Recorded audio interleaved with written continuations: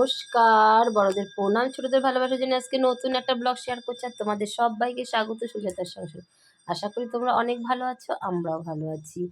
আর আজকে যেহেতু বুদ্ধ পূর্ণিমা, আমরা খুব ভোরবেলা যাচ্ছি মায়ের পুজো দিতে। আমি 4টের সময় উঠে বাসি কাজ সেরে ফুল টুল তুলে বেরিয়ে পড়েছি। আমি, আমার মেয়ে আর আমার বর, এই 3 জনাই যাবো। ভাসুরি মেয়ে যেত, কিন্তু ও অত ঘুম ভাঙেনি বলে ও যাবে না। আর এদিকে ওর বম্মা ওকে জুতো পরিয়ে দিচ্ছে, কারণ আমার স্নান টান করা, জুতো আর হাতে দেবো না। আর ফলের ডালা হাতে ছিল, পুজোর বাটা, সেই কারণে যাচ্ছি। আমাদেরই পাশের এলাকা, সেখানে মা চণ্ডীর পুজো হয় আর কি, উলাই চণ্ডী। হ্যাঁ, তো বুদ্ধ পূর্ণিমার দিনটা সকাল থেকে আমাদের প্রতি বছরই ভালো কাটে ঈশ্বরের কৃপায়। এবারও সেটাই কেটেছে। প্রতি বছরই কম বেশি বৃষ্টি হয়, এবার আর বৃষ্টি হয়নি, তাই পুজো দিতে গেছি। এই 1 বছর আগে গেছি, এই আবার 1 বছর পরে যাচ্ছি। কেননা পুজো না দিলে না ভাল লাগে না। প্রতি বছর দিয়ে আসছি তো, বিয়ে যবের থেকে হয়েছে এলাকায় আর কি, আমাদের শ্বশুরবাড়ি এসে আমি একবারও বন্ধ করিনি। 1 বার না 2 বার বন্ধ করেছিলাম। এর আগের পুজোর আগের দিন ভীষণ ঝড় বৃষ্টি হয়েছিল, সেদিনও সকাল থেকে শুরু হয়েছিল, সেই কারণে আর যাইনি। আর 2 বছর যাইনি লকডাউনে, আর যেবার মেয়ে হলো সেবার। এবার তো আমরা চলে এসেছি টোটো করে, ঠিক প্যান্ডেলের কাছে সারা রাত অনুষ্ঠান হয়েছে। আর এখানে তো একটা বেদিতে পুজো হবে, পুজো দেবে, হাজার হাজার লোকের সমাগম। 3টের থেকে পুজো শুরু হয়। এলাকার লোক ম্যাক্সিমাম ভোরবেলা পুজো দেয়, ভিড় হয় বলে, আর শান্তিমতো পুজো দেওয়া যায়। আর যত সকাল হয় সব বাইরের লোকজন ঢোকে, সেই কারণে ভিড়টারও বেশি হয়। আমরা 6:30টার মধ্যে চলে আসি, তবু এবার দেরি হয়েছে, 4টের সময় বেরোলে ভালো হতো, কিন্তু অনেক কাজ ছিল, সেই কাজগুলো সেরে, আর বাসি ঘর বাড়িতে বেরোবো না সেই পুজোর দিন, সেই জন্য সব কাজ সেরে ফুল টুল তুলে তারপরে বেরিয়েছি। এদিকে আমি ছাদে ফুল তুলতে গেছি ভোর 5টা 10 আর কি, 4:45 বাজে। তখন দেখি আমার গাছের ফুল চুরি করছে নিচের। অনেক কাঞ্চন ফুল ফোটে, সেই আমি বলছি ফুল নিও না, আমি পুজো দিতে যাব। তারপরে ফুল তুলে দেখি আমার 1 সাজি ফুল হয়েছে। প্রত্যেক দিন তো নেয়, কিন্তু প্রত্যেক দিন তো আমি 4টের সময় উঠি না, সেই কারণে আর ফুল পাই না। সামনের ভেতর থেকে যে কটা পাই সে কটা। এদিকে তো আমি পুজোর এখানে চলেও এসেছি। এত ভিড় দেখুন, খুব কষ্ট করে পুজো দিতে হয়। এদিকে পুজো দিচ্ছি এরকমই বেদির পাশে, আর একটা বট গাছ, অশ্বত্থ গাছ, মধ্যে হয়তো নিম গাছও আছে। ওখানে ঘট পেতে, চতুর্দিকে ঘট পেতে ব্রাহ্মণরা ঘট পেতে পুজো করে আর কি। আর তার মধ্যে সমস্ত বাড়ির যে যেখান থেকে পারে এসে পুজো করে। এদিকে গাছে ঘোড়া বাঁধে, তারপরে পায়রা ছাড়ে যার যেমন মানত, তারপরে পাঠা বলি হয়। পেছনে একটা সাইড আছে, দুটো সাইডে দুপাশে হয়। আর এলাকাটা প্রচুর বড়, মনে হয় 50 কিংবা 100 পুরোহিতের ঘট পেতে বসেছে, ওখানেই সবাই পুজো দিচ্ছে।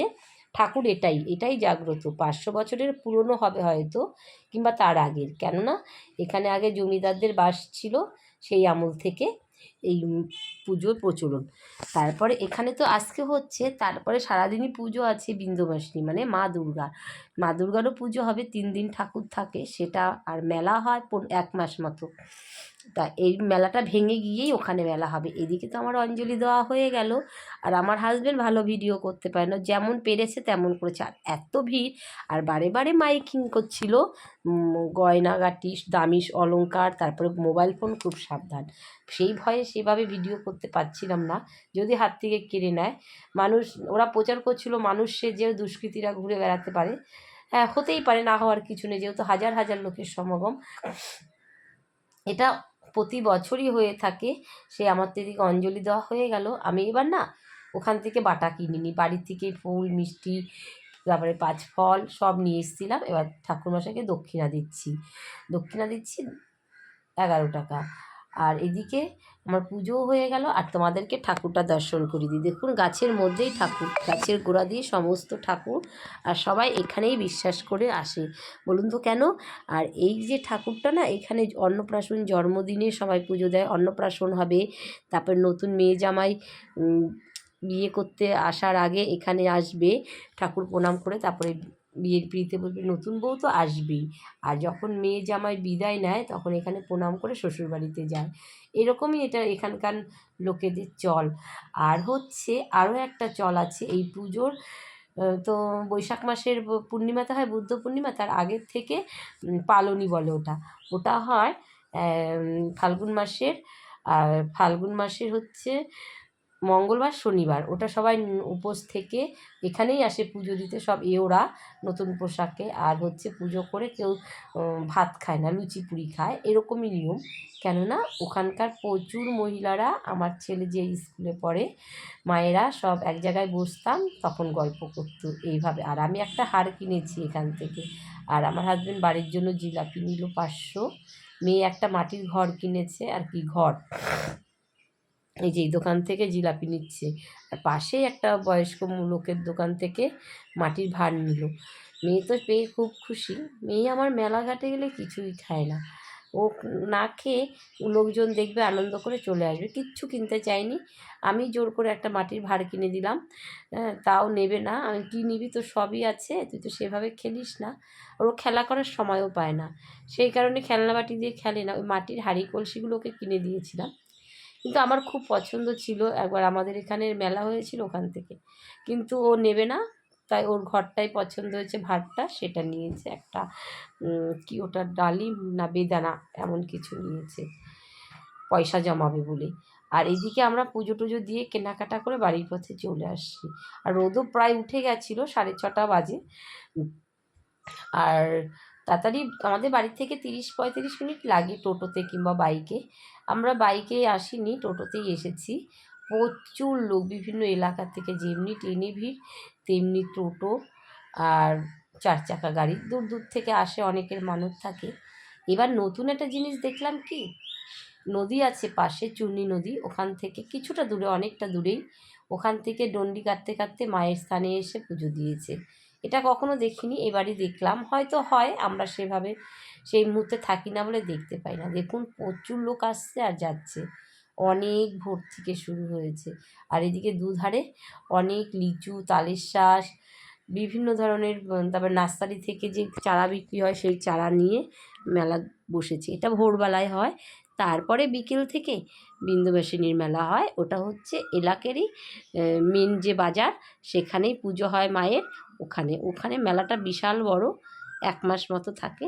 সেখানেও যাব একদিন, কেননা ছেলে যায়নি বলে। এই যে আমরা বাড়ির পথে চলে আসছি, পুজো হয়ে গেছে, ঘেমে টেমে একাকার। আর খুব ভিড় ছিল রাস্তায়, প্রচণ্ড জ্যাম ছিল। তবে একটা জিনিস খুব ভালো, আমাদের বাড়িতে আসতেও গেট পড়েনি, যেতেও গেট পড়েনি। ভোরে স্নান করেছিলাম পুজোর দিন, সেই থেকে আমার ভীষণ ঠান্ডা লেগেছে। না পারছি ভালো এডিটিং করতে, না পারছি কথা বলতে। বেশি ফ্যান চলে তার মধ্যেও থাকতে পারছি না, এসিতে তো থাকতেই পারছি না, ভীষণ কষ্ট হচ্ছে, এত ঠান্ডা লেগেছে। তারপরে চলে এলাম বাড়িতে, জামা কাপড় ছেড়ে পুজো দিতে বসে গেছি। কেননা আজকে বুদ্ধ পূর্ণিমা, বৃহস্পতিবার, ঘট বসানো ছিল, আর উপোস থেকে ঠাকুরকে জল মিষ্টি দেবো, সেই কারণে। এদিকে ঘরটাও বসানো হয়ে গেছে, ঠাকুরকে স্নান টান করে রেডি করে এবার ফুল দিয়ে সাজিয়ে পুজো করে নিই। নইলে না পুজোটা না করলে ভালো লাগবে না। এখন তো 7টা বাজে না, প্রায় আমরা 7টার আগেই এসে গেছি বাড়িতে। তারপরে পুজো টুজো দিয়ে কিছু মুখে দেবো, কেননা সকাল থেকে কিছুই খাওয়া হয়নি, যেহেতু অন্যদিন এমন সময় পুজোতে বসা হয় না। আজকে তাড়াতাড়ি হয়ে গেছে সেই কারণে। আর সমস্ত বাসি কাজ করেই গেছি। আর আগের দিন আমি ঠাকুরের বাসন টাসন সব মেজে রেখেছিলাম। আমি প্রত্যেক দিনই তাই করি, সন্ধ্যেতেই ওই জামা কাপড়ে ঠাকুরের বাসন টাসন মেজে রাখি। এবার ঠাকুরকে আরতি করে নিচ্ছি, করে নিয়ে তারপরে পুজোটা শেষ করব। আর এদিকে মেয়ে ঘুমায়নি, আমি বললাম তুই ঘুমিয়ে নে। আর এদিকে ছেলে এখনও ঘুমাচ্ছে, এসে দেখি শ্বশুরমশাই উঠে গেছে। আর তারপরে পুজো টুজো করে আমি রান্নায় ঢুকবো, কেননা তাড়াতাড়ি রান্না টান্না করে বিশ্রাম করব। সেই ভোর 4টের আগে উঠেছি, আমি টের পাইনি। আমার হাজবেন্ডই তুলে দিয়েছে, এই যাবে না পুজো দিতে। আমি ধরুন না, একবার দেবো না মনে ছিল, যাবো না যাবো না, কিন্তু ঠাকুর টেনেছে, অবশ্যই সেখানে যেতে হবে। ঠাকুর না টানলে ঠাকুরের স্থানে যাওয়া যায় না। তাই আমার পুজোটাও প্রায় হয়ে গেল। তারপরে ওই ভোরবেলা ডেকে না দিলে আমি হয়তো টেরই পেতাম না, কারণ আমি অনেক রাতে ঘুমাই। সেখানে ভোরবেলা উঠে যাওয়াটাও একটা টাফ। তারপরে ঝটপট করে উঠে পড়লাম, দেখলাম আমার সঙ্গে সঙ্গে আমার মেয়েটাও উঠে পড়লো। তা ওকে না নিয়ে তো যাওয়া যাবে না। তার মধ্যে তাহলে বন্ধুরা আজকের মতো ভিডিওটা এখানে রাখছি, তোমরা অনেক অনেক ভালো থেকো আর সবাইকে শুভ বুদ্ধ পূর্ণিমার শুভেচ্ছা ভালোবাসা জানাই। আর যদি আমার ভিডিওটা কোনো অংশ ভালো লেগে থাকে প্লিজ একটা লাইক কমেন্ট করতে ভুলো না। ততক্ষণ তোমরা অনেক ভালো থেকো, সুস্থ থেকো। আবার দেখা হবে নতুন সময় নতুন কোনো দিনে তোমাদেরকেই সঙ্গে নিয়ে।